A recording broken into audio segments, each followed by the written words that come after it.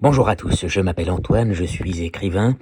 Alors c'est-à-dire qu'en ce moment je galère un petit peu. Ma femme est partie à Los Angeles, elle a rencontré un homme qui s'appelle Brad Chapington, et visiblement il a une grande carrière, il a déjà eu un Oscar. Bon, je peux pas tout vous dire exactement sur cette personne, il s'appelle peut-être pas Brad d'ailleurs, je n'en sais rien.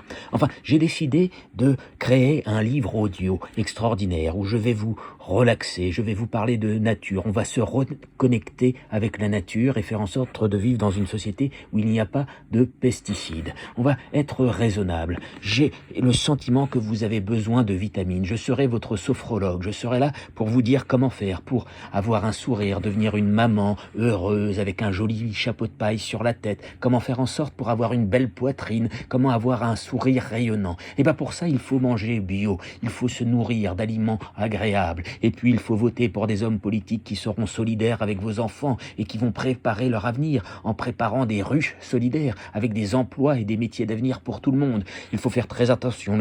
Et oui, le changement climatique, c'est une catastrophe. Si il fait 4 degrés de plus, imaginez, ça sera la sécheresse et les tomates vont valoir de plus en plus cher et ça sera la panique, on ne pourra plus nous nourrir. Donc il faut des satellites avec des sortes de satellites qui seront des lunettes de soleil, qui pourront réduire l'intensité du solaire. On va réguler le climat, on va organiser notre planète. Oui, j'ai envie d'y croire. Oui, j'ai envie de changer le monde. Oui, j'ai envie, moi, Antoine, de faire partie d'une équipe internationale de la NASA, de l'agriculture, de l'énergie et de la solidarité. Nous allons créer des turbines éoliennes. Nous allons créer des éoliennes solaires. Comme ça, elles ne s'arrêteront jamais de tourner. Nous allons construire des nouvelles routes avec un frottement. Vous imaginez les femmes, vous avez une foufoune, vous avez un clitoris. Quand on frotte le clitoris, quand un homme vous rentre dans la foufoune et quand il est amoureux, vous avez un orgasme, et ben c'est la même chose pour l'énergie. Quand le frottement d'un pneu sur la route, là, on peut créer des routes intelligentes avec des capteurs qui vont récupérer l'énergie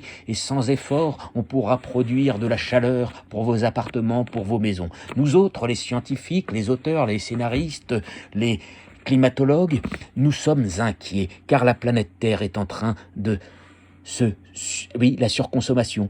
On mange les ressources. Et si on mange les ressources, il n'y aura plus rien pour vos enfants. Alors à quoi bon faire des enfants si vous ne leur laissez que des miettes? Il va falloir sortir du nucléaire, bien entendu, parce que s'il y a un séisme, s'il y a une guerre mondiale, s'il y a quelque chose de véritablement dangereux, enfin, il faut poser le débat. Il faut s'interroger. Est-ce qu'il faut sortir du nucléaire ou ne pas sortir du nucléaire?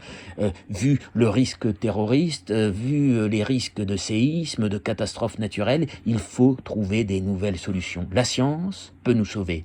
Nous pouvons créer une économie solidaire. Nous pouvons produire des biens de qualité, des services de qualité pour tout le monde. Faire en sorte que vous ayez un portefeuille numérique qui vous sauve la vie.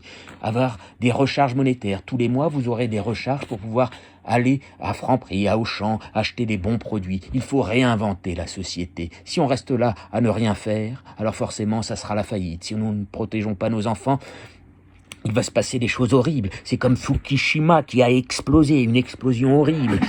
La radioactivité s'est installée dans les océans, le corail est en train de mourir à certains endroits, les poissons sont devenus radioactifs. Et quand vous êtes un Japonais et que vous viviez à côté de Fukushima et que vous apprenez que vous avez un cancer, c'est horrible. Donc il faut trouver des solutions pour sauver notre planète. Il faut faire grandir tous nos enfants japonais, chinois, africains, suisses, allemands, de tout pays, africains. Il faut se réunir et penser ensemble à comment faire en sorte de créer une société qui soit agréable et non pas une société de surconsommation où on ne fait que consommer des produits de mauvaise qualité qui nous donnent des cancers. Bonsoir. C'était Antoine depuis Houston et Los Angeles et San Francisco et New York. J'avais juste besoin de vous dire, allez, courage, on ne baisse pas les bras, on va s'en sortir.